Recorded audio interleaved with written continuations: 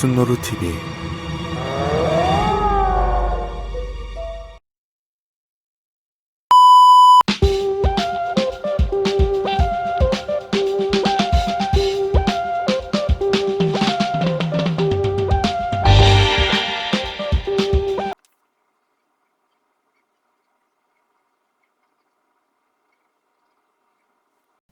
오늘은 제가 유튜브를 보다가 평소에 자주 보던 순노루TV를 보다가 이 사람은 어떤 사주일까 하는 의문이 들어서 순노루님에게 문의드렸습니다.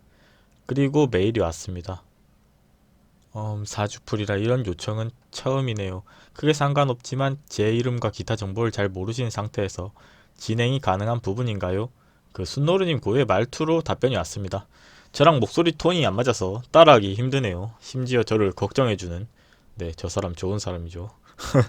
그리고 결과적으로 아직 순노루님이 태어난 연도를 공개하지 않았으므로 연주를 가리고 풀이하도록 하겠습니다. 물론 연주도 계산해서 해석하도록 하겠습니다. 그리고 지식인에서 활동할 때도 보면은 얼굴을 보고 얘기하진 않죠. 그렇기 때문에 네, 어느 정도는 맞을 거라는 자신감이 있는데 한번 해보도록 하겠습니다.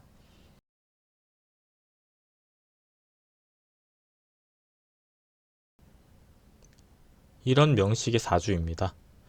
음양 오행론으로 보면은 신금이 일간이 자월에 출생하니, 쉽게 설명하면은 신금은 보석인데 추운 겨울에 태어나니까 반드시 불이 필요한 명식입니다.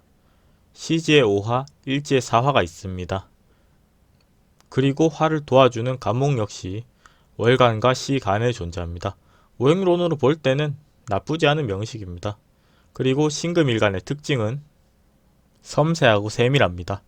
반대로 그렇기 때문에 민감하고 예리하고 냉정합니다. 양기보다는 음기를 머무고 있기 때문입니다. 그리고 보석이기 때문에 미인들이 많습니다. 신금일간이 신약하면은 사회생활에 불리한 경우가 많습니다. 하지만 자월에 출생해서 신약하지 않아서 다행입니다. 그러면 이제 육친을 보겠습니다. 육친의 강약으로 볼 때나 위치, 지장간, 통근, 유무로 종합적으로 볼 때 정제, 식신, 관성 역시 강합니다.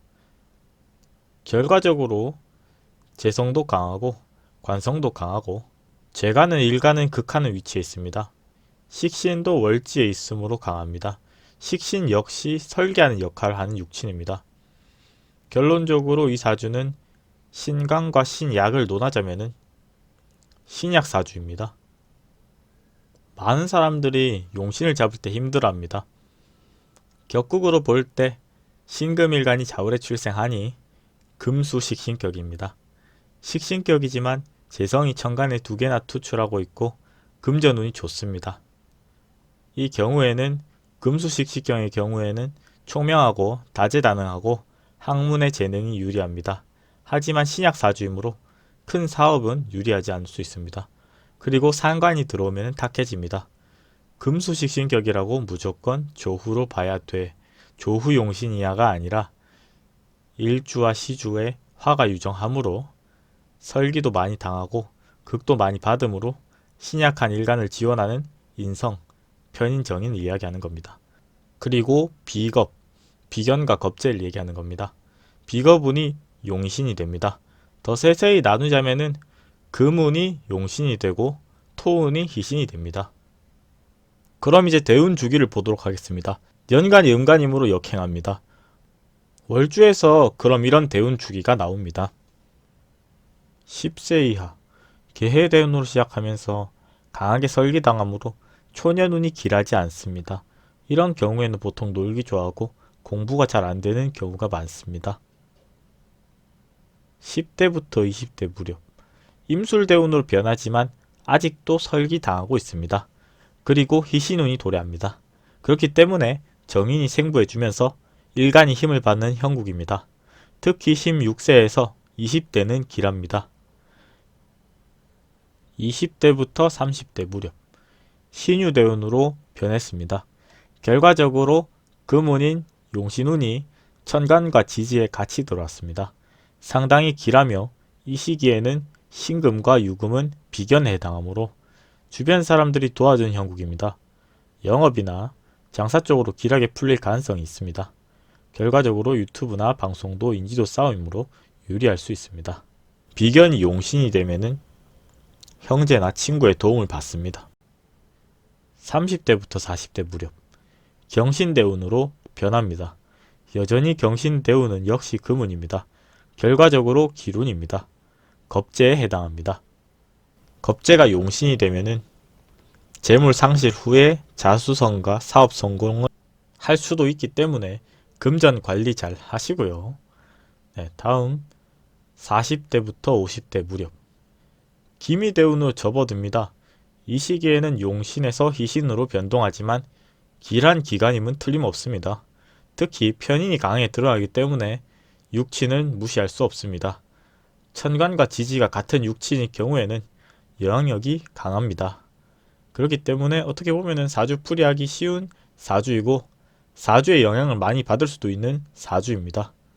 편인은 정인보다 살에 가깝지만 이 사주에서는 도식이 된 사주가 아니라 식신을 잡아주고 관성을 통관시켜주는 일간을 지켜주는 역할을 할 것입니다.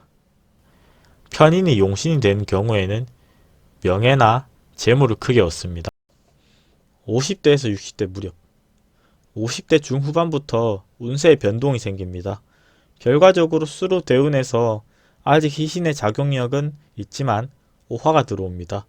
오화는 이 사주에서 길한 지지가 아닙니다. 왜냐하면 좌우충이 됩니다. 충 중에서도 가장 무서운 충입니다. 무시할 정도가 아니므로 56세에서 60세 사이, 특히 58세에서는 조심하는 게 좋습니다. 이 해에는 세운에서도 충이 들어오기 때문입니다. 문제가 발생할 가능성이 높습니다. 그리고 좌우충은 영향력도 강하지만 월지에 있어서 격국의 변동이 돼서 파극의 가능성도 존재합니다. 그러므로 전체적으로 볼 때 타고난 명은 오행이 골고루 있는 편에 속하며 살아가는 명에서는 도래하는 행운 역시 상당히 길한 쪽에 속합니다. 20대부터 50대까지 길한 사주이므로 그리고 세운으로 볼 때 경자년이므로 올해는 평운으로 해석이 가능합니다. 경금은 좋지만 자수는 설계하므로 그리 좋은 해는 아닙니다. 하지만 좌우충이 발생하므로 올해는 조심하도록 합시다. 그리고 연애하기 좋은 띠는 호랑이띠나 말띠가 대길이며 연하보다는 연상이 좋을 수 있습니다. 쌀로 보면은 홍염쌀로 인기가 있을 수 있고 문창귀인, 학당귀인, 천주귀인, 복성귀인, 천을귀인 등 다양한 재물과 장수, 두뇌 등등 길한 살이 많습니다. 옷을 입을 때는 하얀색이 유리합니다. 연애운이 길게 도래하는 시기는 30세부터 33세이며 이 시기에 결혼하면은 길할 것으로 예상됩니다. 궁금하신 게 없다고 하셔서 전체적으로 풀이해 봤습니다. 그리고 순노루TV 링크는 설명란에 써놓겠습니다. 앞으로도 재밌는 영상 많이 만들어 주시고 감사합니다. 구독과 좋아요는 저에게 큰 힘이 됩니다.